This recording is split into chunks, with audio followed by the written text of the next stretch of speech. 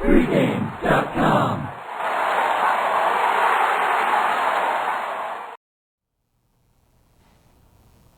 NBA playoffs. We've got the Miami Heat traveling to Indiana for Game 3. Stephen, this is going to be your play.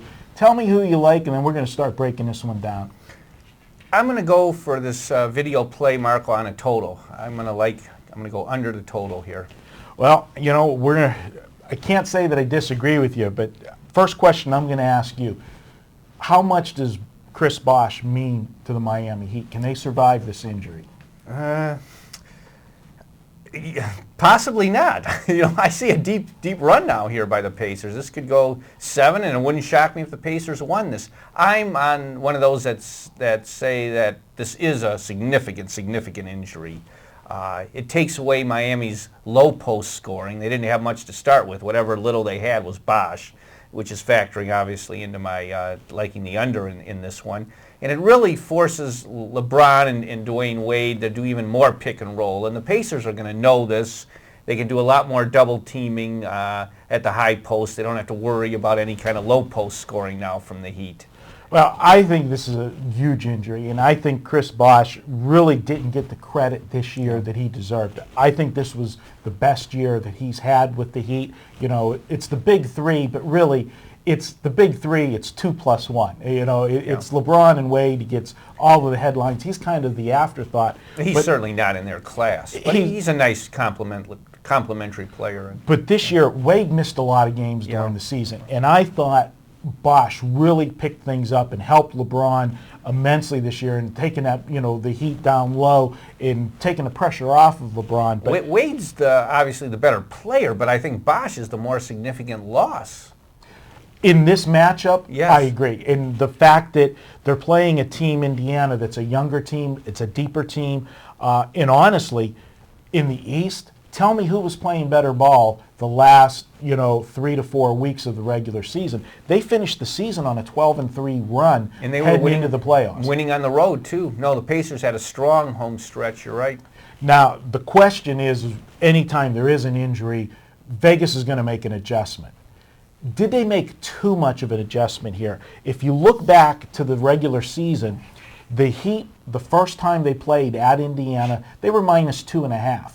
They blew out the Pacers by 15. Now that was earlier in the season in February. This Pacer team gelled and got better as the season went on. When they met up the second time in March, late March, it was a totally different story.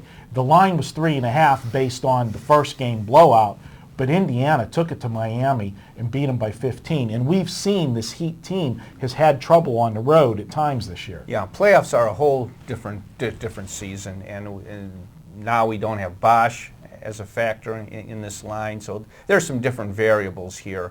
I just think under is the way to go. You didn't see many points, in Game 2, and Indiana, they don't win by offense. They're going to have to clamp down, win by defense, and Miami's very underrated defensively. They now have to win defensively, and they've always been able to stop Danny Granger, who's the Pacers' maybe lone most feared offensive weapon. Well, for all the, excuse the pun, the heat that LeBron gets, and I'm one of those guys that, I've got, I'll admit it, I got a hard on for him since he left Cleveland, the way he left Cleveland. I was a big LeBron fan when I was back in Pittsburgh because we didn't have an NBA team. This guy can play defense, and but he's getting the bad rap just because he's not making the clutch shot or even taking the clutch shot at the end of the game. He needs some help. I got to, tend to agree with you with the under. I think Miami, if they're going to win this game, it's got to be one of those, dogfight, drawn-out, defensive, low-scoring games. I don't think if they play up-tempo that Miami, with just LeBron and Wade, can match enough points with Indiana. Yeah, plus, Marco, Miami does not want to play up-tempo because LeBron and Wade, they're already sucking wind.